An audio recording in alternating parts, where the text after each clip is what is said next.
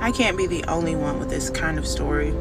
About 2 years ago, I was in a relationship with a man, and he was about 40. I was about, 25, 27, something like that. But he was willing to invest in me physically, financially, emotionally, religiously, like all aspects. He wanted to make me a better woman for him. Well, he boosted my self-esteem and my well-being so much that I thought that I could do better than him. And now fast forward, I am now post dealing with a narcissist. I now understand that not all men have your best intention at heart.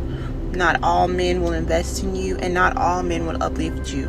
So when you get the opportunity to date such a man, do not let it go. Omukyalo oyo yafuna omusajja eyali amutreating obulungi, eyali akola ebyo byonna by'owulira nti omusajja yandibikoledde mukyala we. Abakyala abalala kyoyinza okugamba nti baluubirira okufuna, yamufuna. Naye yalowooza, musajja ono nga nfaako nnyo. Abakyala bamu gy'okoma balaga nti gwayagala ennyo gye bali, gye bakoma okukulaba ng'omuntu ali awa, batandika okulowooza basobola, they can do better, basobola okufuna omuntu ali better than you, because gy'okoma beekubako obanga alaga nti bo bawaggulu nnyo kusinga. Lwaki bandibadde n'omuntu oyo ali wansi w'ebigere byabwe, gye bakoma okugamba nkolera kino nga buli kimu okikola, gye bakoma okubeera board ne balaba ne bakutunulira ng'omuntu onanga ono gayi naye oke byonna abikola naye ali boring. Gy'okoma okubeera boring ebiseera ebimu gye bali.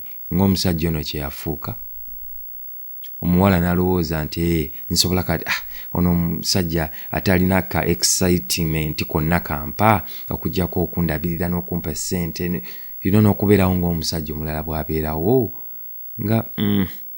nga mbowa. Kati n'agenda afuna emiswaswangule, n'afuna empisi, kati kye zimukoze zimutaagudde.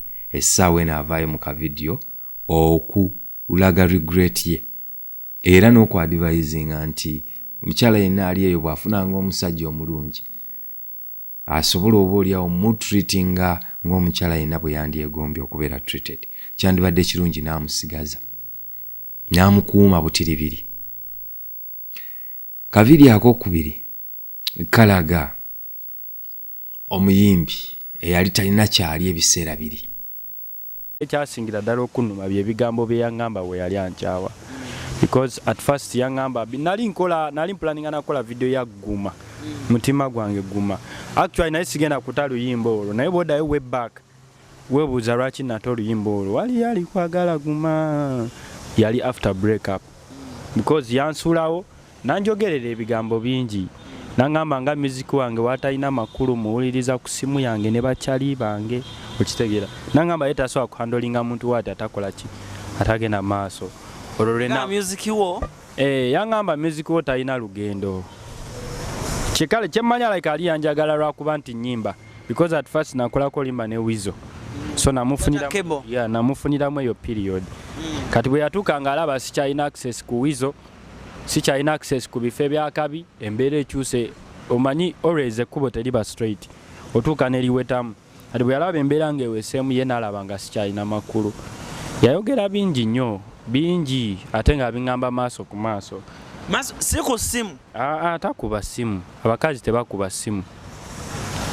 Yaŋŋamba direct, naŋŋamba nkubulira amazima tolina future, music osiraba gy'alaga. Obiyimba obyewulirira ne bakyalibo ku masimu gammwe, nze sobola gumiikiriza eyo embeera. Omusajja asobola okubeera nga mwavu mu myaka gye egya 20s, naye abasajja abasinga batandika okufokasinga obulungi ennyo 30 oba 35 even and above. Bw'oba omugoba ng'ali mu myaka 26, 25 ng'ali broke, njagala okutegeeza nti akyalina obulamu bungi nnyo ahead of him. Abagagga abasinga, juzi nali ntunulira list y'abagagga abasinga mu Uganda, natunira just 40, nalabamu baali 2 bokka oba 3 abali mu myaka 3 abasinga bonna bali mu 45 40s 50 60 n'okutuukira ddala mu 70s. Kale kati gwe omukyala ayinza okulowooza nti ogenda funa omulenzi w'emyaka 25 28 omugagga kweyo levo gy'onoonya oba gye wandyagadde. Njagala okikutegeeza nti okyayinza okufuna obuzibu, n'olwekyo singa omugoba ku 26 oba ku 25 mudda ayinza oyingira 35 n'akyusa obulamu bwe ate nga takyasobola kudda gy'oli, anti awo mu kaseera ako ne balengera abali even better than you babeera bangi. So just a reminder nti oyinza okuba wamiitinga dda Mr. Right wo naye n'omuvoola n'omulabanga ekitagasa, kati essaawa eno ogenda kubonaabona n'emiswaswangule.